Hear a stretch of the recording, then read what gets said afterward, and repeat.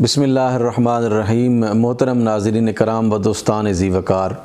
آج کل social media اور الیکٹرانک میڈیا پر جو ہے وہ مولانا طارق جمیل صاحب کا جو ایشو ہے وہ بہت ہی ایک ہارٹ ایشو کے طور پر ہمارے سامنے آیا ہے کہ انہوں نے میڈیا ہاؤسز پر جو ہے وہ تنقید کی ہے، قوم کو جو ہے وہ جھوٹا قرار دیا ہے اور اس قسم کے دیگر جو چیزیں ہیں وہ کی ہیں، اور یہ بھی کہا جا رہا ہے کہ ان کو جو ہے وہ وزیر اعظم کے پاس جانا چاہیے یا نہیں جانا چاہیے۔ تو اس سلسلے میں میں اپنا نقطہ نظر جو ہے وہ آپ احباب کی خدمت میں پیش کرنا چاہوں گا۔ دیکھیں، ہمیں جو ہے وہ اسلام کیا تعلیمات دیتا ہے اور ہماری سوچ کیا ہونی چاہیے، ایک عالم دین کو کیا شاہی درباروں میں جانا چاہیے یا نہیں جانا چاہیے، وزیر اعظم ہاؤس میں جانا چاہیے یا نہیں جانا چاہیے، صدر صاحب کے پاس جانا چاہیے یا نہیں جانا چاہیے۔ اس میں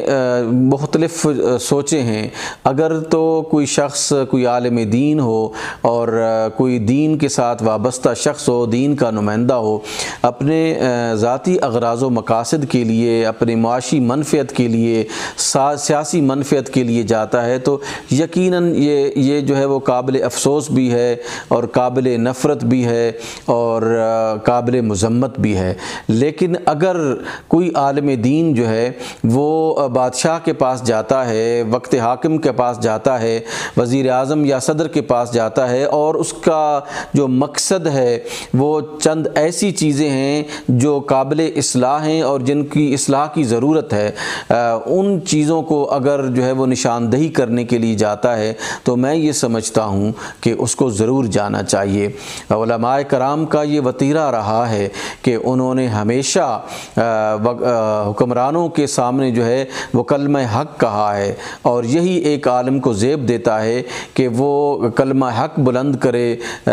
سلاطین وقت کے سامنے، بادشاہوں کے سامنے، حکمرانوں کے سامنے۔ اپنی ذاتی منفعت کے لیے جائے گا تو پھر وہ دین کو ڈیمیج کرے گا، دین کی عظمت جو ہے اور دین کا جو ایک معیار ہے اس کو ڈاؤن کرے گا۔ لیکن اگر وہ حکمرانوں کی اصلاح کے لیے جاتا ہے تو اسے ضرور جانا چاہیے۔ عمومی طور پر جو ہے حضرت امام اعظم ابو حنیفہ رحمۃ اللہ تعالی علیہ کی بات کی جاتی ہے، اسی طرح امام احمد ابن حنبل کی بات کی جاتی ہے اور دیگر عظیم ائمہ کی بات کی جاتی ہے۔ تو اس سلسلے میں گزارش کرتا ہوں کہ دیکھیں، ایک تو وہ متصوفین علماء کرام تھے کہ جنہوں نے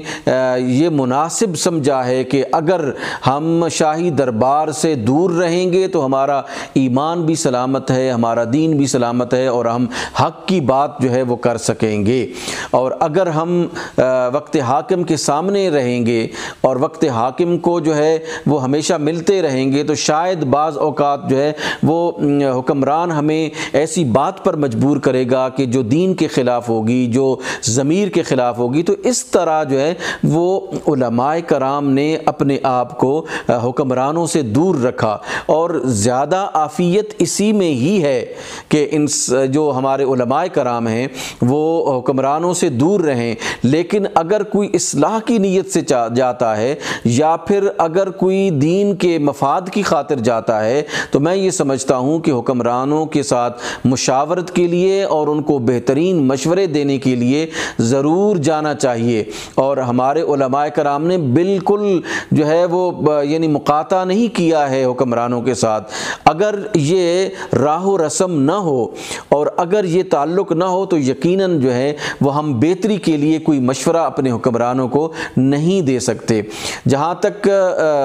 ہمارے جو ہے وہ مولانا طارق جمیل صاحب نے باتیں کہی ہیں، باتیں تو سب سچی ہیں، لیکن بدقسمتی یہ ہے کہ ہمیں سچ بات کو جو ہے وہ قبول کرنے کی ہمت نہیں ہے۔ ہم سچ باتوں کو قبول کرنا ہمارا ٹیمپرامنٹ نہیں ہے۔ اگر کوئی سیدھی بات کرتا ہے، درست بات کرتا ہے تو اس بات کو قبول کیا جانا چاہیے، اور خصوصاً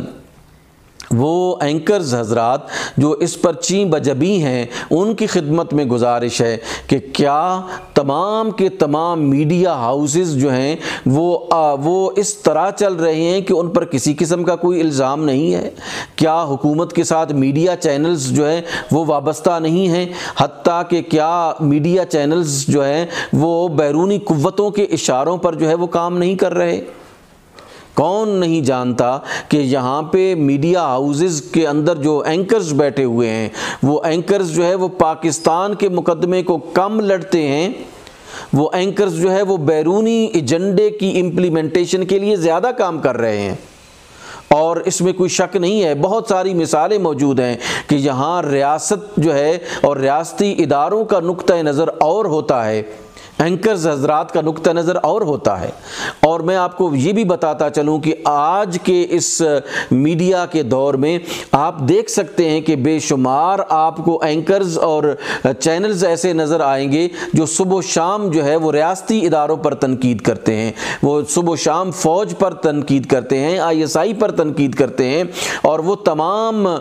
جو سوسائٹی کے آرگنز ہیں جن کی وجہ سے پاکستان مضبوط ہے ان پر تنقید کرتے ہیں۔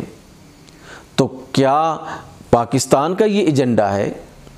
کیا یہ ہماری ریاست کا یہ ایجنڈا ہے کہ علل اعلان جو ہے وہ چینلز پر بیٹھ کر جو ہے وہ حکومت کو مورد الزام ٹھہرایا جائے اور فوج کو مورد الزام ٹھہرایا جائے اور فوج پر جو ہے وہ طرح طرح کی باتیں جو ہیں وہ کسی جائیں؟ یہ بالکل نادرست ہے۔ اگر مولانا طارق جمیل نے یہ کہا ہے کہ چینلز پر جھوٹ بولا جاتا ہے اور باقاعدہ طور پر انہوں نے ایک میڈیا ہاؤس کے اونر کی مثال دی ہے، تو یہ حقیقت اظہر من الشمس ہے کہ حقیقت کچھ اور ہوتی ہے، اس کو پورٹرے کچھ اور انداز سے کیا جاتا ہے، اور حقیقت جو ہے وہ بالکل وہ ہوتی ہے جو اینکرز کے بیانات کے اور ان کے جو ہے وہ پروگرامز کے بالکل مخالف ہوتی ہے۔ اور بعض اوقات جو ہیں وہ بیرونی ٹرینڈ کو سیٹ کرنے کے لیے کیا اینکرز جو ہے وہ آئیڈیاز فلوٹ نہیں کرتے ہیں۔ ہمیں حقیقتوں کا اعتراف کرنا ہوگا، اور جو سچ ہے اس کو سچ سمجھنا ہوگا اور جو جھوٹ ہے اس کو جھوٹ سمجھیں۔ پھر یہ معاشرہ جو ہے وہ مضبوط بنیادوں پر، اور اس کی بنیادیں جو ہیں وہ اخلاقی بنیادیں ہوں گی، ورنہ تنقید کو اگر برداشت نہیں کیا جائے گا اور تنقید کے بارے میں جو ہے تنقید کرنے والے پر جو ہے وہ